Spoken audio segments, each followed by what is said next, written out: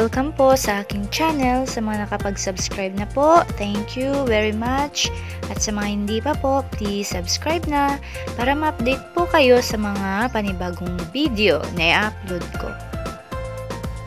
This time po, pag-uusapan natin kung paano pararamihin yung mga cardboard ninyo. Tinatawag nilang Anthurium genmanii.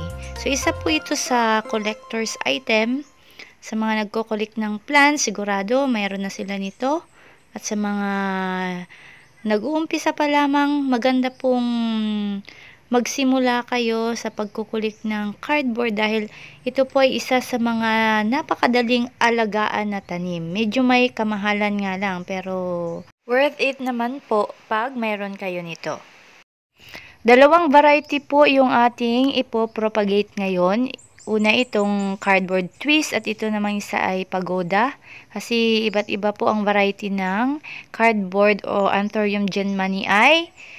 Kapamilya po ito ng anfol o tinatawag nilang Anthurium foliage gaya ng love wave, ng green stalk, Anthurium hybrid at marami pang iba.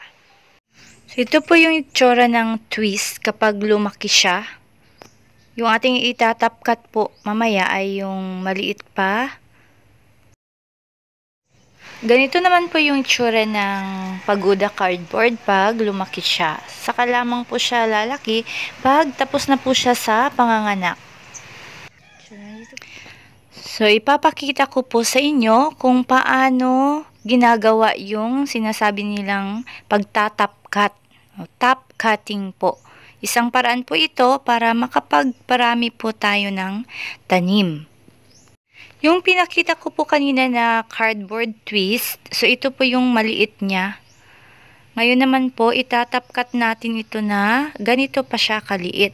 Kasi mas madali pong mag-cutting kaysa yung ganun na kalaki, mas mahirap po. At saka yung recovery, mas nahirapan din yung tanim. So, mas okay na kung ganito pa kaliit, pwede na po nating itapkat. Lalo na pag may nakikita na kayong ugat kagaya nito. Yan, nakapag iniwalay po natin ay kakayanin na niyang buhayin iyong tanim na hiniwalay natin mula sa mother plant. Pwede tayong mang-iwan din ng isang dahon sa mother plant. Okay, tatapkat na po natin.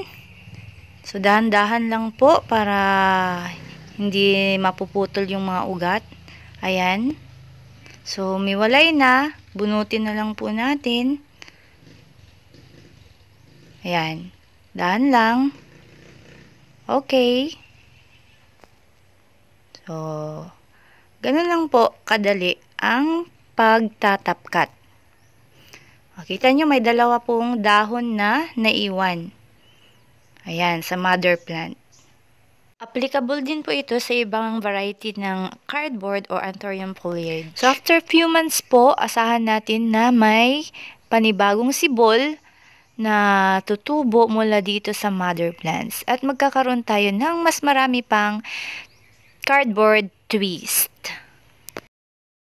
Ito naman po yung pagoda cardboard. So, nakikita nyo may mga anak po siya. Kasi isa po sa katangian ng pagoda cardboard ay kapag maliit pa po, doon siya nanganganak. Kumbaga minor de edad pa, doon po nanganganak. Yun. At hindi po ito lalaki hanggat hindi po natatapos nito yung mission niyang panganganak. So, madali lang po ang pagpaparami nito kasi hiwalay lang po natin. Pag marami na po siyang anak, kagaya nito, kailangan na po nating ihiwalay. By root division lang po, iwalay natin yung mga baby plants mula sa mother plants. Pagdating naman po sa pag-aalaga ng cardboard plants, madali lang po yung pag-aalaga nito. Isa ito sa napakadaling alagaan na tanim. So once na-establish na po ito, hindi po ito nagre-require ng too much time or effort. So, sa pagdidilig po, 3 times a week lang naman. Tsaka, in terms of sunlight, Kailangan po nito ng bright light pero wag po nating ilalagay sa direct sunlight kung ayaw po ninyong maging yellowish ang kanyang dahon.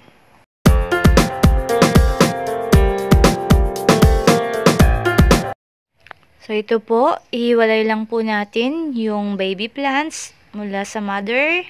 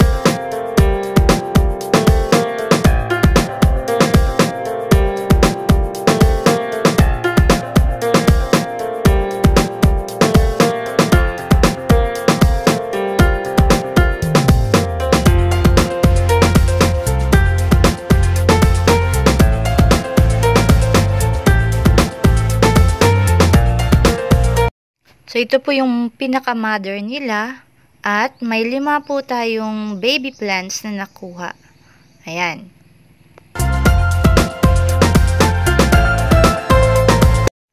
Sa soil mixture naman po, kailangan nito ng fast draining soil. So, kailangan i-mix po natin yung garden soil, i-mix po natin ng rice hull o dagami, at saka maglalagay din po tayo ng bunot o yung coconut husk.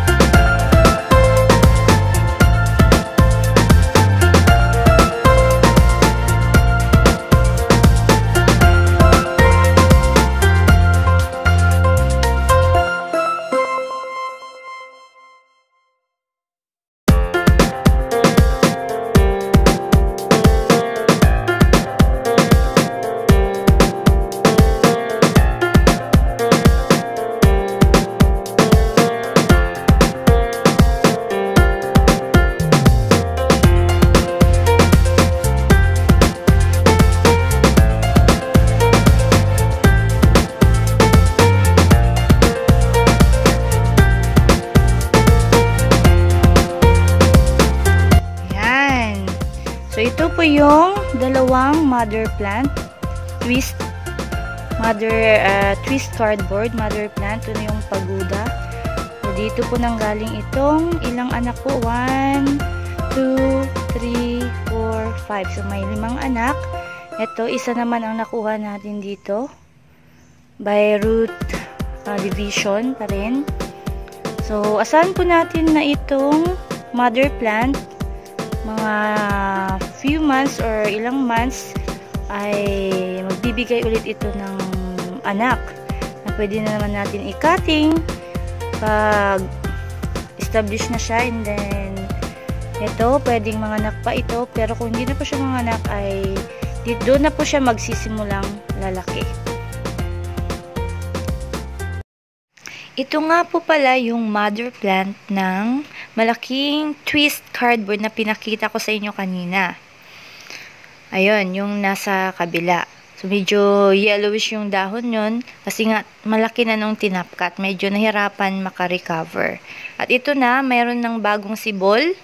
So, ganito pong nangyayari pag nag-cutting po tayo, mas makakakuha tayo ng mas marami pong baby cardboard. Okay, paano po? Hanggang sa muli. Thanks for watching. Sana may natutunan kayo sa ating video ngayon.